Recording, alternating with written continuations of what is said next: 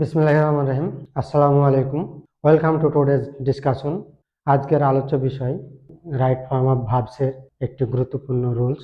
সেই রুলসটি হলো যে একটি সিম্পল সেন্টেন্সে যদি দুইটি ভার্ব থাকে তাহলে ব্র্যাকেটের ভার্বটি বা দ্বিতীয় ভার্বটিকে কি করতে হয়। আমরা সাধারণত বলি যে একটি সিম্পল সেন্টেন্সে যদি দুইটি ভার্ব থাকে তাহলে ব্র্যাকেটের ভার্বটি বা দ্বিতীয় ভার্বটির সহিত আইএনজি যোগ করতে হয়। আসলে বাক্যটি সম্পূর্ণ সঠিক নয়। তাহলে আমরা জেনে নিই যে এর আসল রহস্য কি। আমরা যদি ভিডিওটি মনোযোগ সহকারে দেখি তাহলে আশা করি বিষয়টি আমরা ক্লিয়ারলি বুঝতে পারবো। So without any delay let's get started. আসলে গ্রামারের রুলস অনুযায়ী একটি সিম্পল সেন্টেন্সে একটি মাত্র সাবজেক্ট এবং একটি মাত্র ফাইনাইট ভার্ব থাকতে পারবে। তাহলে আমরা যদি দেখি যে একটি সিম্পল সেন্টেন্সে একাধিক ভার্ব আছে তাহলে কি করতে হবে।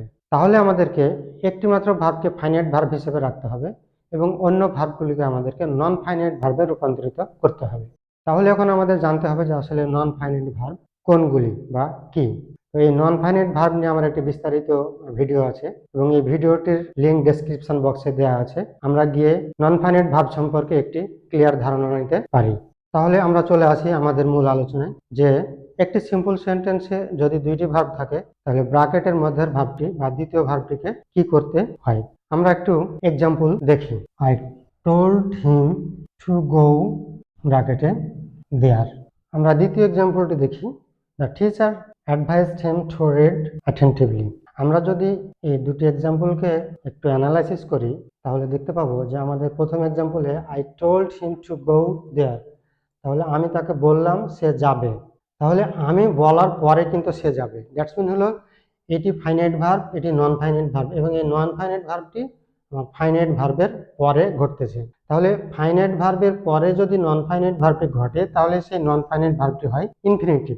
আমরা যদি এটা সলিউশন করি তাহলে এইভাবে দাঁড়ায় I told him to go there, that's mean আমি বললাম তারপরে কিন্তু সে যাবে।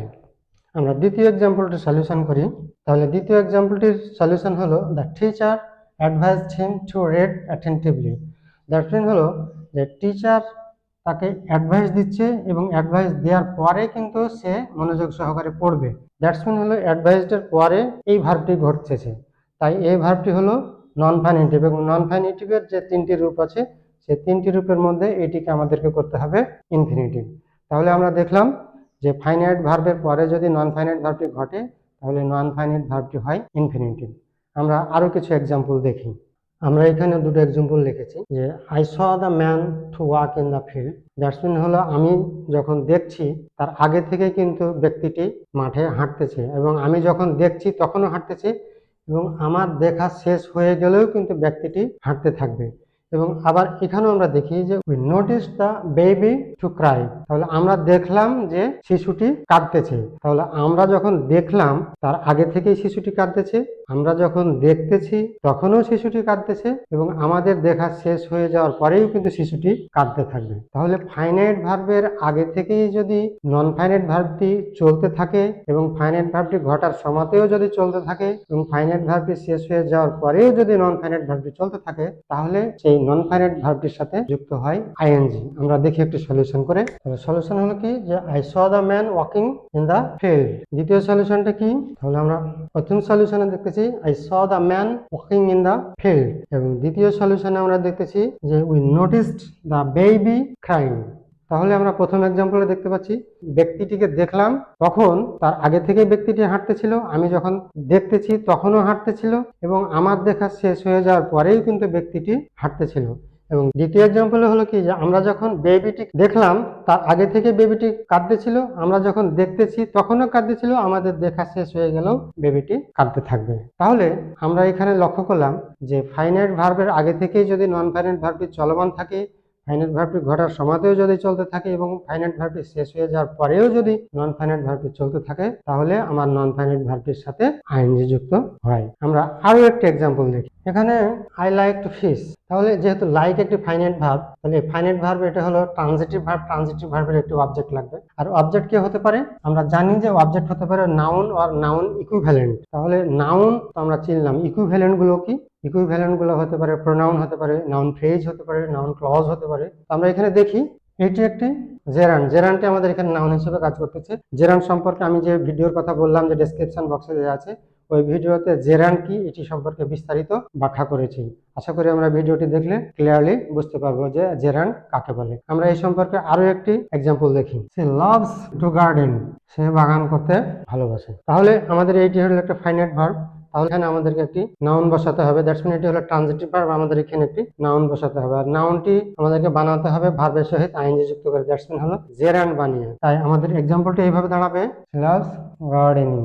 তাহলে আমরা দেখলাম প্রথম হলো ইনফিনিটিভ, তারপর হলো প্রেজেন্ট পার্টিসিপল, এবং তারপরে আমরা দেখলাম জেরান্ড। নন ফাইনাইট ভার্বের আরো একটি রূপ আছে যেটি হলো পাস্ট পার্টিসিপল, সেটিও আমরা দেখি যে আসলে কিভাবে এটি হয়। এখানে একটি সিম্পল সেন্টেন্সে আমরা দেখতেছি যে দুইটি ভার্ব আছে, ফাউন্ড একটি এবং টু ব্রেক একটি। তাহলে এই ব্র্যাকেটের ভার্বটিকে কি করতে হবে? এখন আমরা যদি এটিকে সলিউশন করি তাহলে এটি দাঁড়ায়, I found the chair broken. তাহলে এখানে আমাদের হলো কি পাস্ট পার্টিসিপল। কেন পাস্ট পার্টিসিপল হলো আমরা দেখি। ফাইনাইট ভার্বের আগেই যদি নন ফাইনাইট ভার্বটি ঘটে থাকে তাহলে সেই নন ফাইনাইট ভার্বটিকে আমাদেরকে পাস্ট পার্টিসিপল করতে হবে। এখন আমি যখন যে দেখলাম যে চেয়ারটি ভাঙা, তাহলে আমি দেখার আগেই কিন্তু চেয়ারটি ভাঙা হয়ে গেছে। তাহলে আমার দেখা ফাইনাইট ভার্বটির আগেই কিন্তু নন ফাইনাইট ভার্ব ব্রোকেন এটি কিন্তু ঘটে গেছে। আমরা এখানে আরো একটি এক্সাম্পল দেখি, we got the food cooked. তাহলে এটি সলিউশন করলে দাঁড়াবে, we got the food cooked. That's mean আমরা যে যখন খাবারটি পেলাম, তাহলে আমাদের পাওয়ার আগেই কিন্তু খাবারটি রান্না করা হয়ে গেছে। দ্যাটস মিন ফাইনাইট ভার্বের আগেই কিন্তু non finite ভার্বটি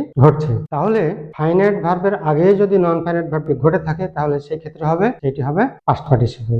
okay dear viewers, আমরা আরো এক ধরনের এক্সাম্পল দেখি। আমরা এখানে আরো একটি এক্সাম্পল লিখেছি যে to take breakfast I went to college. যদি একটু সিম্পল সেন্টেন্সে দুটি ভার্ব থাকে এবং ফাইনাইট ভার্বটা যদি পাস্ট টেন্স হয় এবং ফাইনাইট ভার্বটার আগেই যদি নন ফাইনাইট ভার্বটি ঘটে, তাহলে কিন্তু আমরা এখানে পারফেক্ট পার্টিসিপলটি আমরা ইউজ করতে পারি। পারফেক্ট পার্টিসিপল কিভাবে গঠিত হয় সেই ডেসক্রিপশন বক্সে দেওয়া ভিডিওতে বিস্তারিত আলোচনা করেছি, আমরা ওখান থেকে দেখে নেব। আমরা সরাসরি চলে যাই সলিউশনে। Having taken breakfast I went to college. তাহলে সলিউশনটি দাঁড়ালো, having taken breakfast I went to college. তাহলে আগে আমি নাস্তা খেলাম, তারপরে কিন্তু আমি কলেজে গেলাম। আমরা আরো একটি এক্সাম্পল লিখেছি, টু সি ব্র্যাকেটের মধ্যে the cockroach the girl screamed loudly.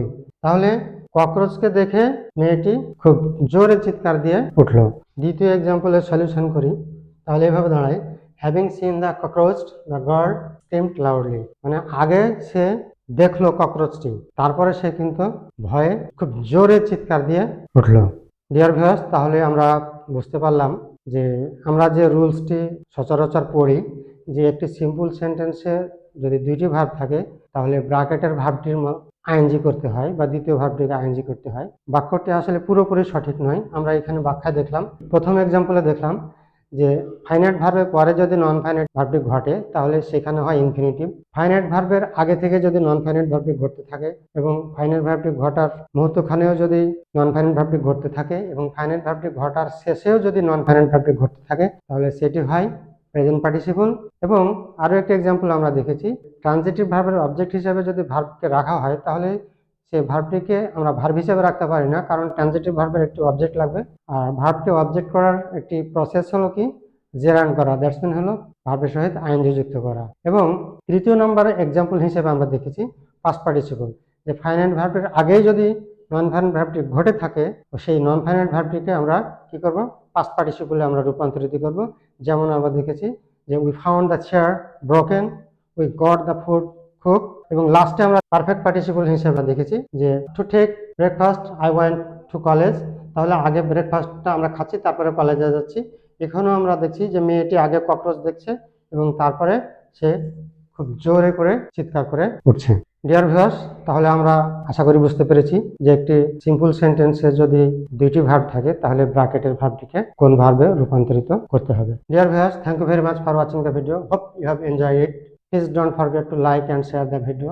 আর গ্রামারের এরকম নতুন নতুন ভিডিও পেতে চ্যানেলটি সাবস্ক্রাইব করে এবং বেল আইকনটি অন করে পাশে থাকবো। গ্রামারের কোন বিষয়ে ভিডিও দেখতে ইচ্ছুক সেটি কমেন্ট বক্সে জানালে ইনশাআল্লাহ আমি চেষ্টা করব সেই বিষয়ের উপর ভিডিও বানাতে। দেখা হবে আরো অন্য কোনো ভিডিওতে। ততক্ষণ পর্যন্ত সবাই ভালো থাকে, সুস্থ থাকে। আসসালামু আলাইকুম।